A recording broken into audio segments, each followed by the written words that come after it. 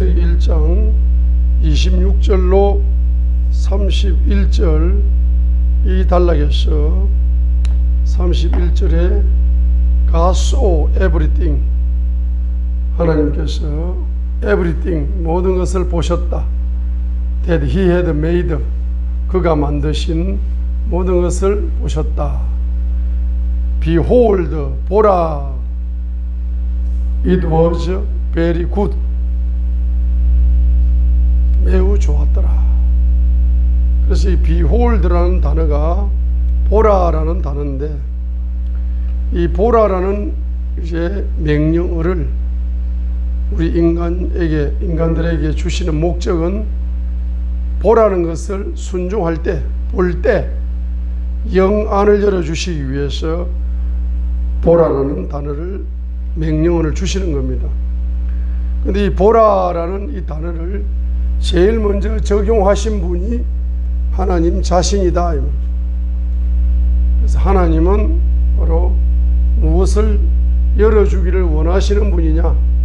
저와 여러분의 영안을 열어주기를 원하신 분이라는 사실을 본인 자신에게 보라라는 단어를 1번으로 적용하시면서 저와 여러분에게 보라라는 명령을 계속 주시면서 보라라는 명령을 순종하는 자에게 주님은 영안을 열어주실 것입니다. 그래서 창세기 1장 26절로 31절에서는 하나님께서 무엇을 보라, 무엇을 보셨는가? 보시기에 매우 좋았더라. It was very good. 무엇을 보셨는가? 첫 번째로는 창세기 1장 26절로 27절을 보셨다. 하나님의 형상과 모양대로 창조된 사람을 보셨다. 저와 여러분의 영안이 열리시려면은 보라를 제일 먼저 어디에 적용을 하셔야 되느냐 하게 되면은 1번 바로 복음을 전하는 복음을 전하는 모습을 바라보셔야 됩니다. 복음을 전하는. 자, 복음을 전하게 되면은, 복음을 전한다는 것은 바로, 복음을 전한다는 것은 이제 두 가지 의미가 있습니다. 첫 번째로는 히브리서 2장 14절로 15절입니다. 복음을 전해야 영안이 열리게 되어 있어요. 복음을 전하라 할 때 그 복음이 뭐냐 하면 바로 예수님께서 십자가 위에서 죽으신 것이 복음이다. 히브리서 2장 14절에 예수님께서 십자가 위에서 죽으신 것이 복음이다. 그 죽음이 무슨 의미가 있느냐 하게 되면은 예수님이 십자가 위에서 죽음, 이 꼴은 뭐냐?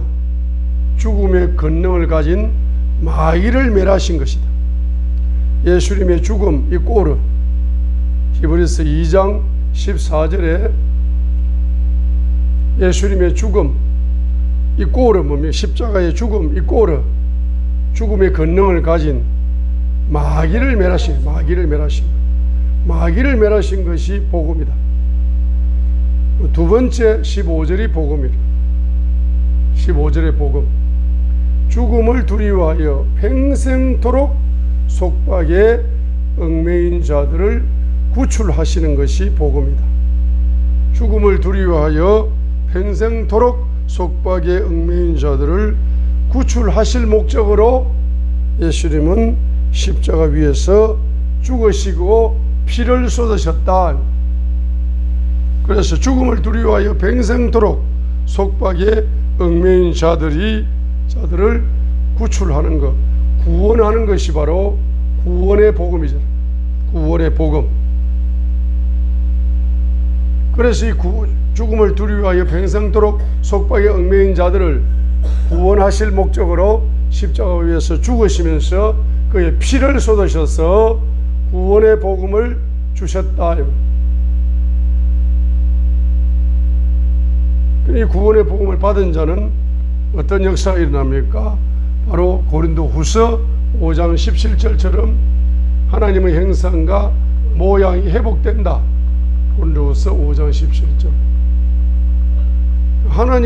잃어버린 하나님의 형상과 모양, 원죄를 통해서 잃어버린 창세기 3장의 원죄를 통해서 잃어버린 하나님의 형상과 모양을 십자가의 죽으심을 통해서 그의 피를 쏟으셔서 그의 피를 믿음으로 공급받는 자는 원죄에서 해방됨과 동시에 하나님의 자녀가 되는데, 그 하나님의 자녀가 누구냐 하면은 하나님의 형상과 모양이 회복된 사람이 하나님의 자녀고, 하나님의 형상과 모양으로 새로운 피조물로 만들어진 거예요. 새로운 피조물로 창조된 거예요.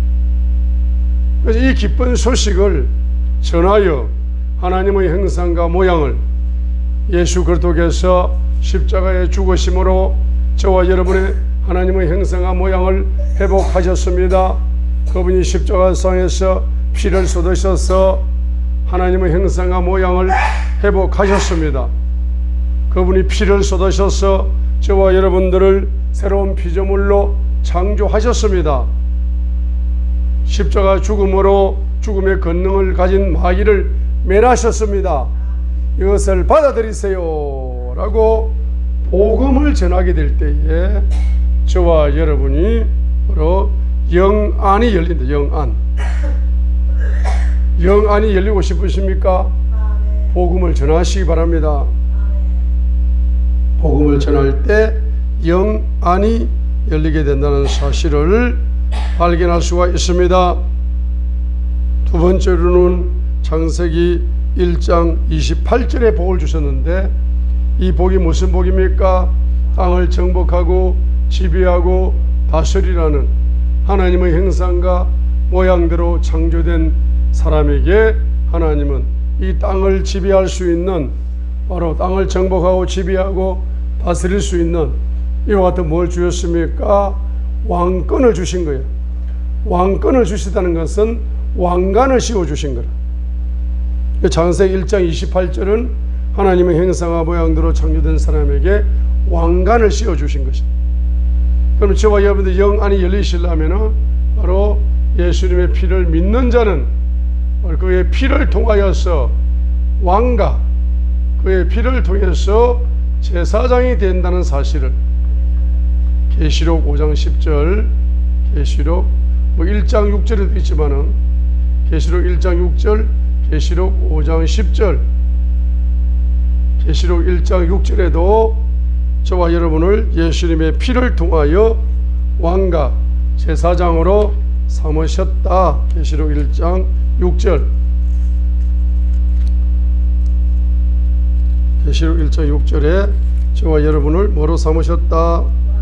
바로 왕과 제사장으로 삼으셨다. 계시록 5장 10절.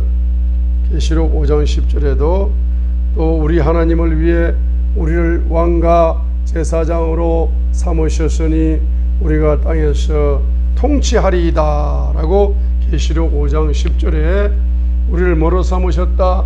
왕으로 삼으시고 우리를 뭐로 삼으셨다? 제사장으로 삼으셨다는 사실을, 왕과 제사장의 기름 부음을 부어주셨다는 사실을 저와 여러분들이 믿을 뿐 아니라 믿는 것을 다른 사람에게 전달함으로써 저와 여러분이 영안이 열리는 겁니다. 저와 여러분이 왕의 기름 부음을 받았다. 저와 여러분이 제사장의 기름 부음을 받았다. 그래서 여기서 경제적인 관점으로 보게 되면 땅을 정복하고 지배하라, 물질계를 정복하고 지배하고 다스리라, 또 땅에서 통치하리라. 계시록 5장 10절 땅에서 통치하리라 했습니다. 이걸 경제적인 관점으로 보게 되면 왕의 기름 부음을 받았다는 것은 뭡니까? 부요의 왕관을 받은 것이고,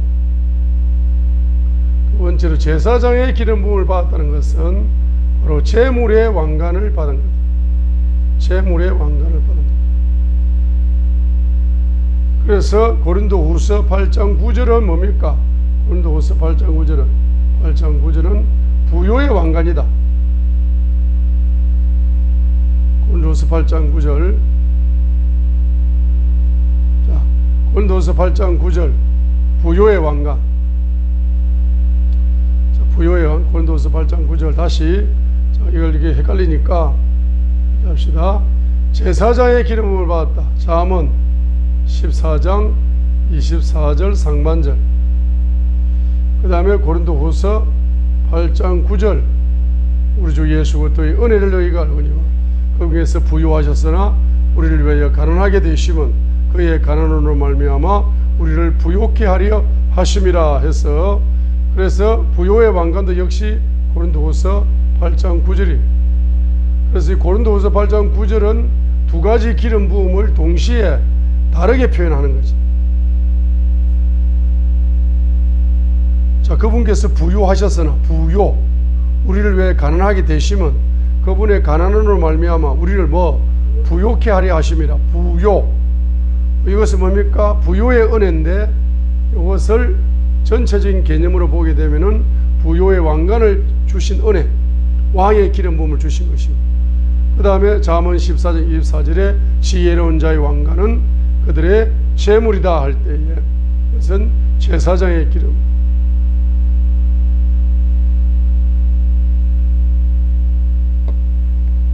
자, 요걸 다르게, 요걸 지금 이제 제가 두 가지 거꾸로 이야기했습니다. 지금.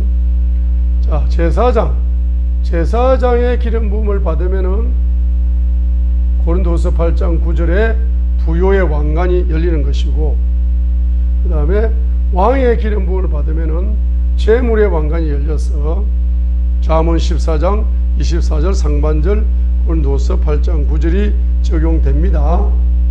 왜냐하게 되면 왕의 기름 부음을 받게 되면은 물질 분야에서 뭡니까?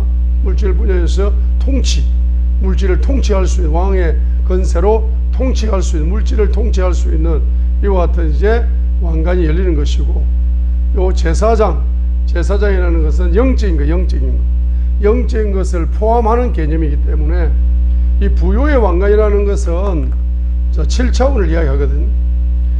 재물의 왕관은 물질만 이야기하는 거고, 부요의 왕관은 종합적인 개념을 이야기하는 거예요. 영적인 부요, 인격적인 부요, 육적인 부요, 인맥의 부요, 물질의 부요, 시간의 부요, 사역과 사명의 부요, 이런 7차원의 부요를 종합적인 개념으로 통치한다 할 때는 부요의 왕관이라는 표현을 쓰고, 물질 분야를 통치한다 할 때는 재물의 왕관이라는 이러한 단어를 이제 축소해서 쓸 수 있기 때문에, 우리가 경제적인 관점으로 볼 때 왕의 기름 부음을 받았다는 것은 잠언 14장 24절 상반절에 재물의 왕관, 그 다음에 제사장의 기름 부음을 받았다는 것은 고린도후서 8장 9절에 부요의 왕관, 이렇게 이제 여러분들이, 제가 처음에 잘못 설명했는데 이걸 헷갈리지 마시고, 그래서 이걸 뭡니까? 이것을 전하셔야 된다. 이걸 전하게 될 때 여러분 영안이 열려. 7차원 분야의 부요의 영안이 열리고, 경제 분야의 재물의 영안이 열리게 되어 있는 거라. 자, 그 다음에 세 번째는 여러분들은 뭡니까? 경제를 뭐한다? 경제를 잘 경영해야 뭐가 열려요? 영안이 열려요. 그래서 창세기 1장 29절로 30절은 경제를 잘 경영하시는 하나님의 모습을 보여주고 있죠. 그게 보시기에 좋다는 거예요. 매우 좋다는 거라. 그래서 창세기 1장 29절에는 뭡니까? 사람에게는 어떤 경제를 분배하신다 하니까 채소와 과일, 나무, 열매를 경제를 먹도록 분배하시고, 30절에 보면 풀은 각종 짐승이나 날짐승이나 생물들이 먹고 살 수 있도록 경제를 분배하시는 것, 이것이 보시기에 좋았다는 것, 매우 좋았다는 겁니다. 경제를 주님의 뜻대로 잘 경영하니까 주님 자신이 경제를 자신의 뜻대로 잘 경영하니까 보시기에 심히 좋았더라는 겁니다. 그러면 저와 여러분들은 어떻게 할 때 영안이 열리겠어요? 경제를 주님의 뜻대로 잘 경영하는 경제청지기가 될 때, 경제청지기가 될 때에 영의 눈이 점점 열린다는 사실을, 영안이 놀랍도록 열린다는 사실을 발견할 수가 있는 것입니다. 그죠? 자, 그래서 이제 우리가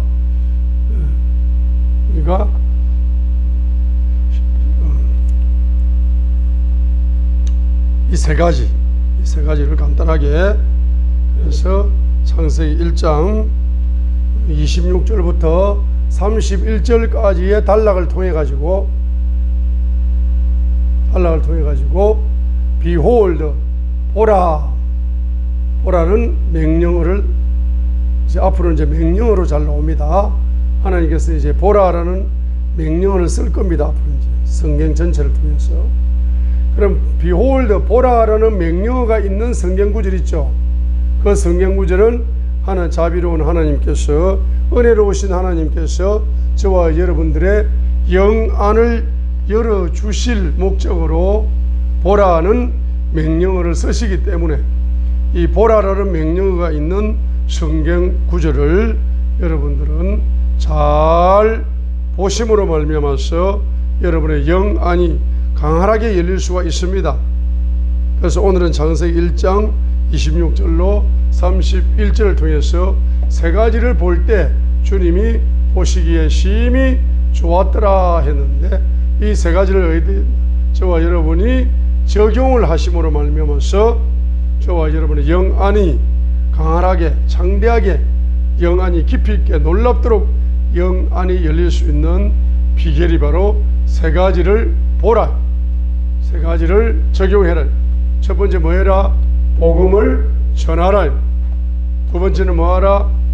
왕과 제사장의 기름 부음 받았다는 사실을 본인이 경험하고 누리면서 나누라, 알려주라. 세 번째로는 뭡니까?